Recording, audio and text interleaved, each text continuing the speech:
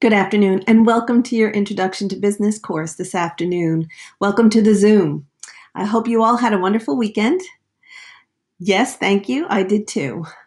So, today's lesson will continue in our unit on financial literacy, and it's going to focus today on creditworthiness. Does anyone know what it means to be creditworthy? Yes, good. Yes, that's right. It means you can get a loan for something. Very good. That's a very good example. So by the end of today's lesson, you'll really understand what it means to be creditworthy. You'll have a good understanding of what a credit score is. You'll have a good understanding of what impacts your credit score and why it's important to keep your credit score high or have a good credit score.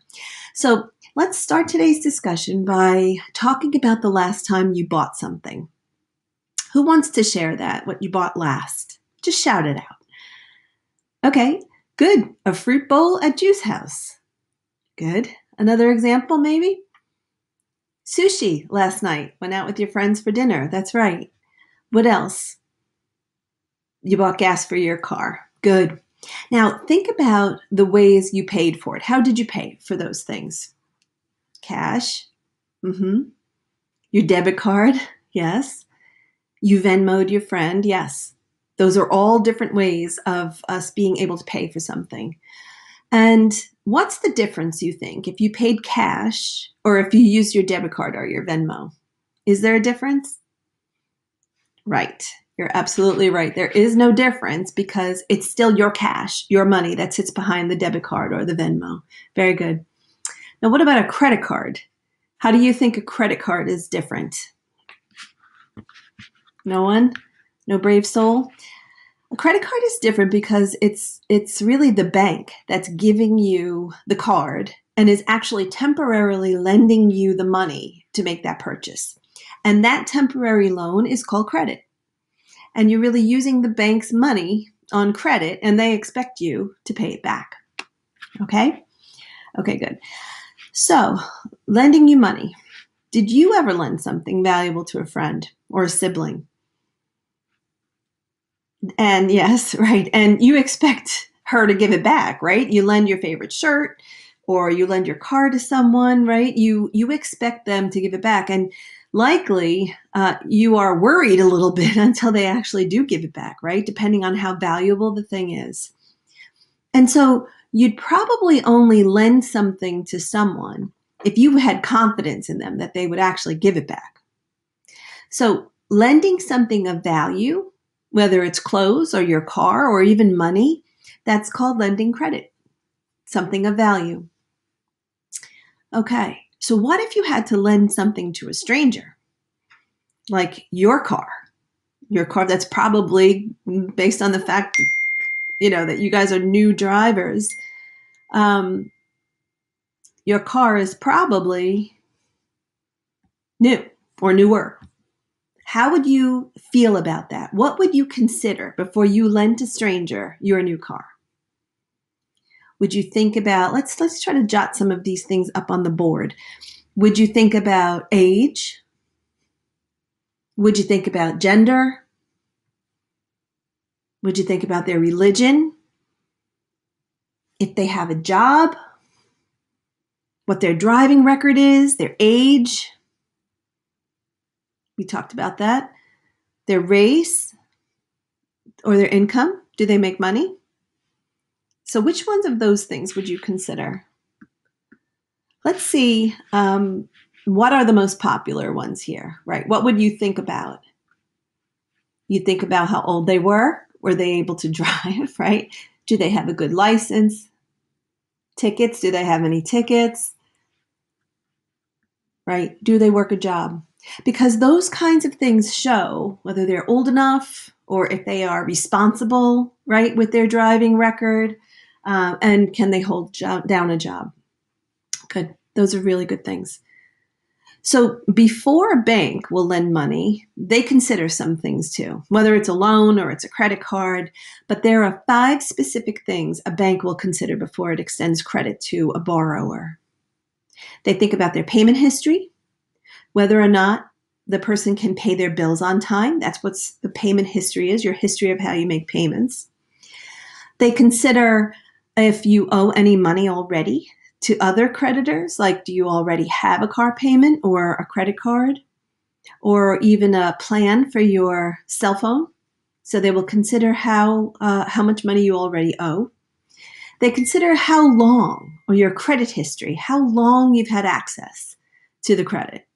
And they want to see, credit history shows how long you've had access to credit and how well you pay your bills on time. That's your credit history. And they'll look at the types of credit you have, like whether you have loans, like a loan for a house, a mortgage, or a loan for a car. And those are actually good performance and good paybacks on mortgages and car loans are actually really good for your credit history and your credit score than debit cards or credit cards. But those count too. And then they'll look at the number of open accounts you have. So how much credit do you have access to? Because sometimes too many cards or too much access to credit can be risky. And all of these factors are compiled on what's called your credit report. And then you're given an overall credit score. And that tells lenders or banks how risky a person is and whether or not it's risky to lend that person money, give them a loan, give them a credit card, to lend to that borrower, how risky it is. So the thing I want to mention, because we talked about age and gender and some other things, and while that may come into your mind when it comes to the fact that you'd be willing to lend your car or lend them money, it's really important you know that some factors like that really don't matter. And in some cases, they're actually against the law to consider when a financial institution lends money. So like age, race, gender, education, and religion, those things are irrelevant, really. It really is about financial stability. Okay. Everybody understand? Any questions? Okay. So you have a brochure that I sent to you ahead of time in an email, and it's called Take Control of Your Credit Score.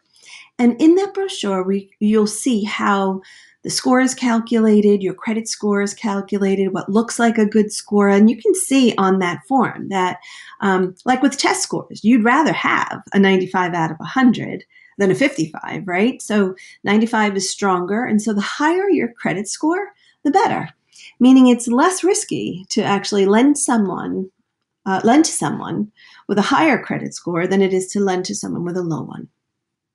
So, okay, now we're going to do a little group activity, which is like a game. And we're going to use that activity sheet that I also emailed you ahead of time. So let's open that up, and that's called Spot the Credit Crisis. And so what we're going to do is we'll break up into groups of 4. And we will, each one of these groups will take one of the scenarios. There are 4 scenarios on that sheet. I know you had a chance to take a look at this ahead of time last night. Each group will handle one scenario. We'll just do group 1 will take scenario 1, 2 takes 2, and so on. So each of you get the scenario, read through them, and we'll spend about 5 minutes. I'll allow you to discuss them in your Google Chats, and then we'll come back and read through and discuss your results together.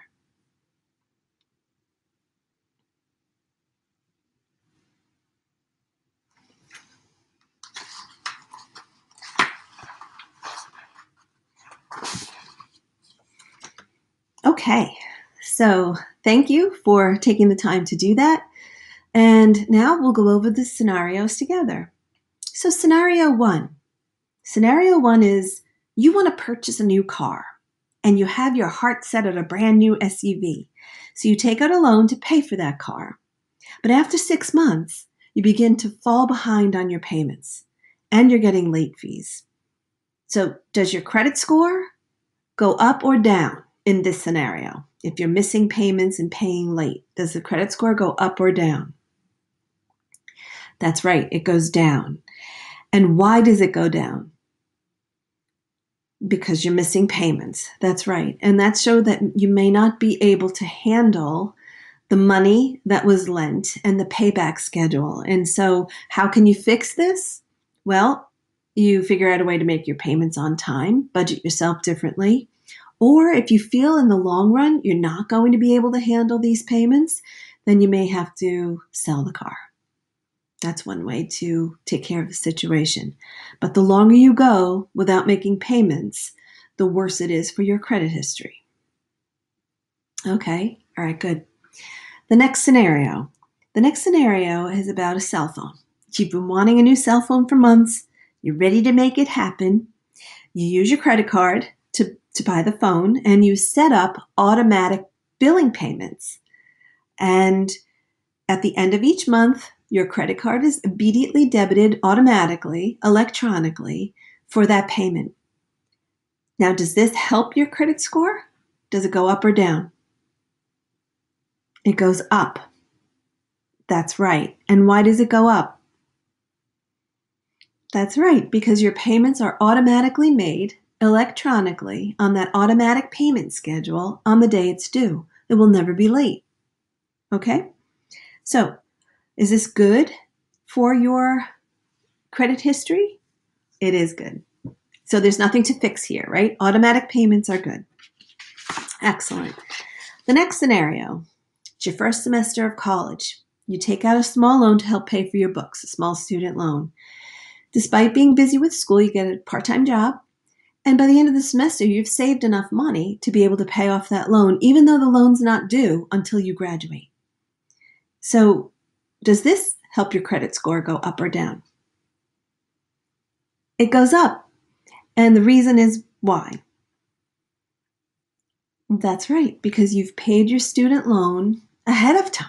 So creditors, people who lend you money, like to see that even though you have time to pay it, when you pay it off early, that's very good for your credit history. It shows responsibility, shows you can manage the money, and that you're credit worthy.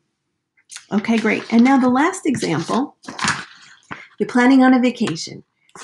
You're going to Disney World, and you get an offer in the mail for a credit card that lets you earn miles for every dollar that you spend. And so you go ahead and jump on that opportunity and open another credit card. And you start charging on it. Does this help your credit worthiness or your credit history? This is a tough one, right? So it actually can make it go down depending on the number of cards you already have. So applying for too many credit cards in a short period of time may look to a lender that you're not able to handle your money and that you may be becoming a risk, that you may be using your credit unwisely if you have too many. So actually, that can hurt your credit history and your credit score. So the way to fix that is just stop applying. Just stop applying for a few months. Don't open any new accounts. Make sure the accounts that you have, you pay on time. And then and keep your balances low. That's another way. And that'll help reinforce and rebuild your credit worthiness. Okay, very good. Good exercise. So, in closing, I would like you tonight in your notebooks to spend about 20 minutes on an assignment, reflecting individually about this lesson. And think about some short-term, medium-term, and long-term goals that you have, such as maybe finding a part-time job, or maybe you want the new iPhone 12 and you want to change your cell phone plan, or maybe you do want to go on a small vacation with your friends. So think about what those goals are. Think about if you're going to college in September, and maybe you want to have some money with you when you start school so you can do some fun things. And you won't probably have time to be working when you start college. I don't know what your personal situations are. So that's what I want you to think through, those things. And think about how those short, medium, and long-term goals are related and how you will handle the money you have or the money you'll earn. And consider whether or not you'll need to borrow money to be able to achieve those goals. So that's the assignment for tonight. You guys did a great job today on credit worthiness. Look forward to seeing you tomorrow.